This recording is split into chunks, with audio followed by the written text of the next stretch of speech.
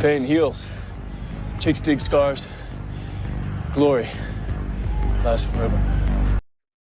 The WNBA and the Players Union had their face-to-face on the CBA negotiations, and it went about as well as I expected it to.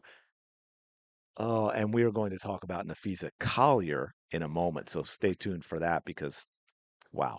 Anyway, as you can see here from NECA coming out of the meeting, they volunteered that they did not have a proposal prepared at the top of the meeting. That kind of set the tone for the conversation because we were hoping to hear otherwise. Well, here is the problem, and the stuff I mentioned with Natasha Cloud is part of it, talking about how they need them to move, and they're not going to move. They need the league to move, and on and on. The league has moved dramatically, whether you agree with it, whether it's enough or not. The league has moved significantly from what the numbers were in 2025 and what the numbers would be with the new CBA in terms of salaries and revenue share and salary cap and all that. Significant difference.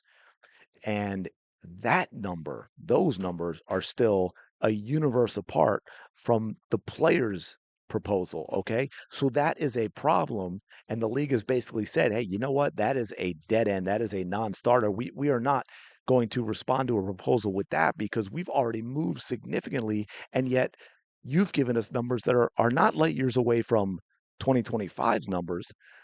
They're light years away from the numbers we gave, which are significantly better than 2025. And that is simply not going to make things happen. That is not going to make things happen. As you can see, WNBA offered no proposal at critical CBA meeting. And this goes back to what I always say about the media, and this is why I think the players counted on this a little too much. I don't know that it has the same impact on fans because there were so few fans in the league in the first place that they were hoping because they knew the media would be on their side, right? And again, WNBA offered no proposal at critical CBA meeting. The WNBA has already offered, again, whether you agree with it being enough or not, set that aside. They offered a proposal that is much greater in terms of salary, revenue, salary cap than the previous CBA. So to say they offered no proposal, and I guess they get sneaky by saying at critical CBA meeting, they've already put their proposal on the table. And their response, basically no response, is saying, you know what, players, what you gave in response to that isn't even it's a non-starter. It is a non-starter. You need to look at our numbers that we gave you and come up with a counter to that, not just give us stuff that is absolutely never going to happen. So let's get into this a little. There's Napheesa, and we will get to her in a minute. So this is the first time the players met in person with the league and members of ownership since the fall, and roughly 6 weeks since the union's last proposal was sent. That's already what I read from NECA. Um, 3 hours was spent with both sides explaining the thinking behind their most recent proposals, and that makes sense, right? Again, talk about the most recent proposals. One of the main priorities, according to one source familiar with negotiations, was allow players and owners to connect and ask questions of each other. Then we get into the numbers. We already know the numbers. Max salary now up to 1.3 million, average of over 500,000. I think the salary cap was, again, the salary cap, I think, correct me if I'm wrong, so many numbers. I think it was 1.5 million this past year. And the league has proposed a new salary cap of 5.5 million, which will then be adjusted upward with revenue. And the players came back with 10.5 million. So understand it's not, oh, there's a difference between 10.5 million and 5.5 million, and let's negotiate something. It's no, there's a difference between 10.5 million and 1.5 million. Okay, the league has already moved significantly. Now it's up to the players to do something. It's up to the players to do something, and their counter is absolutely insane.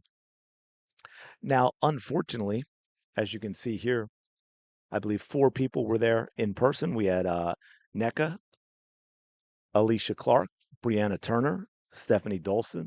They were there, and that is it. And as you can see, meeting via Zoom from Napheesa Collier, Brianna Stewart, among others. Uh, Again, wait, it's not a conflict of interest, but Napheesa Collier and Brianna Stewart couldn't make it. Napheesa Collier isn't even playing in Unrivaled because of her injury. That is absurd. And people say, oh, well, there were travel issues and this and that with the plane, which I sort of get. But that is absolutely absurd that Napheesa Collier couldn't make sure she was going to be there. We did get this. Going to a CBA meeting wearing unrivaled merch. I'm sure these girls are prioritizing the WNBA over the league they own in Unrivaled. Just end up missing the meeting. And 100%, this is I don't want to cut that off because to be fair, this is Venom. Shout out the Venom on this. Put the young guns in charge. Yeah, that's what I've been saying for a long time. But as you can see here, this is Napheesa Almost and there. Kelsey Plum. 2 gates to go. This is what digging deep looks like. It's not. Gang, gang. I'm glad it's funny to them, but as you can see, they did not actually make the meeting. Napheesa Collier, who's supposed to be someone in these negotiations, could not bother to make sure she made it to the meeting. And look, here's the thing, despite the media, we get a lot of this. Dumbest group of women to ever lead a negotiation. Honestly, whomever is advising or filling their head with images of grandeur should be fired. There's winning and life-changing money on the table, and these dum-dums want to walk away from the table pure greed. Take the darn win. It'll change players' lives. Celebrate the improvements. Next negotiations, you'll gain more. We'll get to that again in a moment because that for me is part of the problem. And then continue on. That's how it works. It's embarrassing to other women in sports and business to witness this extraordinary extortion attempt. Disgust. They've given their best offer, talking about the WNBA. I mean, after the news that the league didn't feel like the PA gave them a response because they just resubmitted the first offer, I don't understand why the players were expecting the league would come with a proposal. The owners should take a hard line and force the union to make concessions. The league still loses money, and without Caitlin Clark, the ratings are terrible. Add in no one watching Unrivaled, the owners have the advantage. Yes, Natasha Cloud, this is what you don't understand. The owners have the advantage.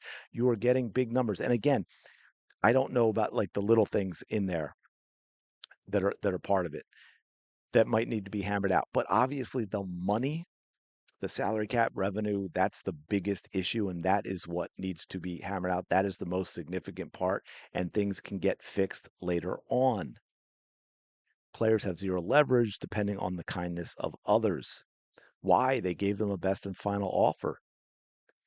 Either take or strike or provide an alternative. They sent all the owners to the meeting, and you all can't even get your PA team to show up on time. Here's my question. Do they still have to be subsidized by the NBA? If so, then they don't owe you anything more. Yeah, so the players don't have a lot in their favor, which is kind of shocking and shows how poorly they've been done. This is a completely different environment than what we had with the women's U.S. national team in soccer when they were negotiating for their equal pay. Now, there were some shenanigans going on in there, and they did a little fibbing, but in general, what they put out there, how they conducted themselves in public. And by the way, U.S. women's national team, one, they had a bit of a different argument because it was a national team as opposed to, you know, trying to compare the NWSL and MLS or English Premier League or something. And they had a much, much, much larger fan base than you have with the WNBA, which matters as well. So it's going to be interesting to see what happens going forward, whether the WNBA will cave at all. I don't know. I'm hearing that they might be coming up with another proposal, but I can't see them moving all the way toward what the players want. Otherwise, I think they would have had something for this meeting. So let me know your thoughts in the comments below. Oh, obviously the big question. Do you think this makes it more likely or less likely that we get a 2026 season? And break it down. Give it to me. Is it 50-50 right now? Is it 70-30 against? Do you think there will be a shortened season? That's also a possibility because, man, no season at all, that is not going to go well. Let me know your thoughts. Thank you so much for being here. Really do appreciate it. Smash the like button, subscribe to the channel, and I will talk to you later.